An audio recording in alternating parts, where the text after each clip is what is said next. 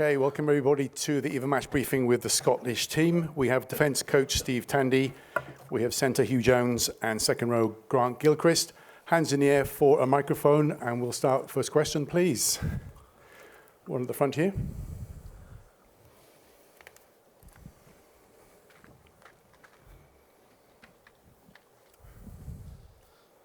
Hugh, have you managed to avoid the bed bugs so far in Paris? Yeah, that was the first thing I checked when I got into my room. Yeah, it's been fine. Hotel's lovely. Yeah, no bed bugs. How are you feeling? It's obviously a huge game. It all comes down to this for Scotland. How are you feeling personally about taking on Ireland? Yeah, pretty good. It's been a good week's training. Yeah, been looking forward to this game. We know what we have to do, but it's a great challenge. It's exciting. Yeah, a game we're really looking forward to. Ireland are on this incredible run. They're also on a great run against Scotland. You've run them close in some games, not so much in others. What makes you think this is the time that you can finally turn them over? Yeah, whenever we look back at those games, there's so many opportunities that we haven't taken. And obviously, you can't ever have sort of a perfect game, but something we've been striving towards is being more consistent and putting together an 80-minute performance, staying alive in every moment, and really just staying focused.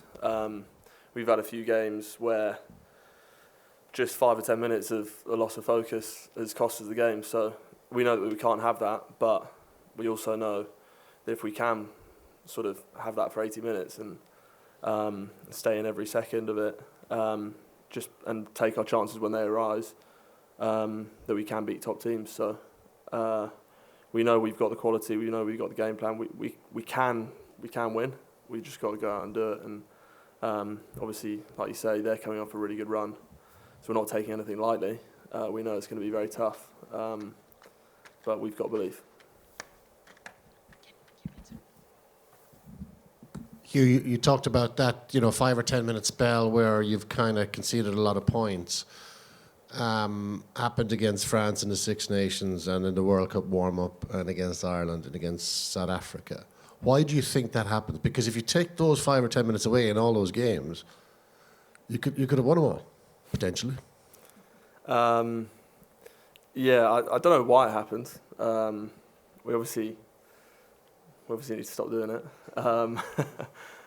But yeah, I guess it's just a loss of focus. I think at this level, any sort of small loss of focus and mistake, you see it in all the games. Sort of any other team, you'll see just a small little moment.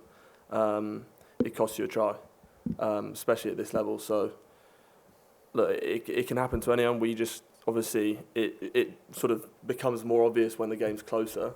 And then you can look back and be like, well, that's probably the moment where we can see the points there, and that'll be why we lost. But yeah, I think just sort of cutting out small errors and yeah, just sort of staying in it. And one thing we've spoken about over the last couple of weeks is just our animation, our communication, and something that's going to keep you all connected and just keep you all connected sort of in every moment for that 80 minutes. Grant, the lads that were up for press yesterday, Blair, Xander, Jamie, the kind of language was real kind of up and at 'em, not die wondering, all this kind of stuff. Has there been a noticeable increase in kind of emotion in the squad and that kind of hard talking? Yeah, I think there has to be. What the boys said is true, that this is as big a moment as you'll get in your career. It's all or nothing for us. Hugely exciting, the challenge, stuff of dreams for players to go out in an arena like this, with everything on the line. Having had the journey we've had to this point, it's about bringing that emotion. Like, don't be scared of it. We're going to embrace it. We're going to put absolutely everything we've got into the game, and we believe that's going to be enough to win. Grant, in terms of Scotland performances that you've been involved in over the past few years, which one is closest to the level that you're going to need tomorrow? I think there's a few, because we're in the stadium, the way we played when we beat France 2021, the way we defended in that game, man down at the end and came back, went through multi-phase at the end, that's kind of levels of effort that it'll require. Big games we've had recently against England, away at Twickenham, where we've had bad records, there's similarities there. Like, this team's gone and done things that other Scotland teams haven't done. We know that beating Ireland's something on a big stage is something we've not done. But that's what excites us, and that's why we've got to go out tomorrow and give our all for our country, for ourselves, to get into the quarter-final. Grant, there's always been a wee bit niggle between Scotland and Ireland through the years. Does that add an extra edge to tomorrow? Because you obviously know each other so well. I think, based on what I just said, I don't think there's going to need to be any more edge or any more emotion. They're in the same position as us. I can only speak for ourselves.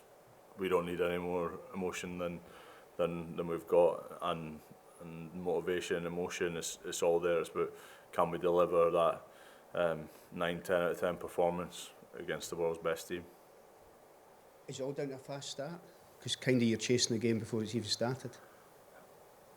A fast start will be important. I think against any of the good sides or the very best sides in world rugby, you certainly don't want to be chasing the game.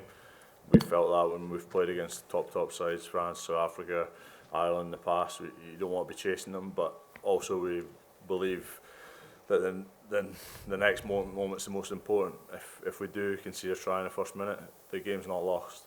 It's a response to things going wrong that'll be more important than things going wrong. Like, we're playing against the best team in the world. Of course, things are going to go against us. It's how we get more things for us than against us, and our mentality, the mental side of tomorrow night will be just as important as the physical side. Grant, you could hear from what you said about the frustration about that record against Ireland, those 8 defeats in a row in the last 8 games between the nations. Do you think that's an unfair representation of the difference between the teams? It's reality, so it's what we have to face. So, like, I don't think it really matters what my perceptions are. I think the reality is we haven't been able to beat Ireland in a long time. So that's the record that faces us. But like I said earlier, history and those kind of things doesn't scare this team. Like, we want to go and do things that we've struggled to do. That's the kind of challenge that gives you, the real special moments in your career, and that's what this team's striving to do tomorrow. Question at the front here. Hugh, you played in the win in 2017. What do you remember from that, and is there anything you can take from that game that you can use tomorrow?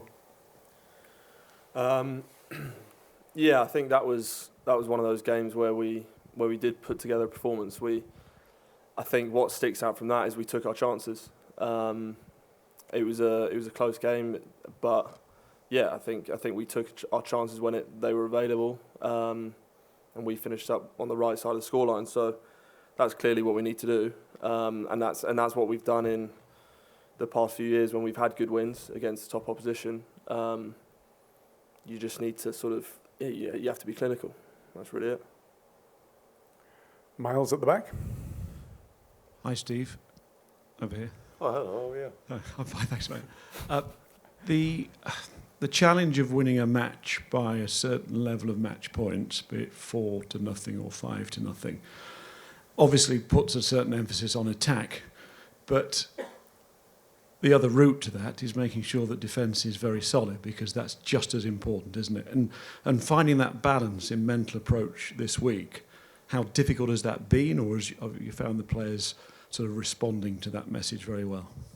I think that the boys respond to it, and I think it's always, whether you're chasing 4 tries or not, the balance of that, like you said, is really important, and we've got to back who we are first and foremost. And again, it's like here when everyone's saying it's just trying to get those moments, more for us or less for them, in around what that looks like. But ultimately, we have to concentrate on the way we've been playing over the last few years, and there is that attacking mindset, and we know in around defensively we've had some huge moments in winning in England and things. We've got to remember those from past experiences, like beating Wales. So those moments, we know we're going to have to be at it. And ultimately, we know as well, Ireland are going to have the moments in the game. It doesn't always take a lack of focus or like a lack of doing something. The opposition are the number one team in the world, and they're going to have moments in the game. And I think it's how we respond and take energy from that. And there will be moments where Ireland will be on top. But I think for us then defensively is to really feed off that and how we can get the ball back or repel them close to the goal line if they get an opportunity. So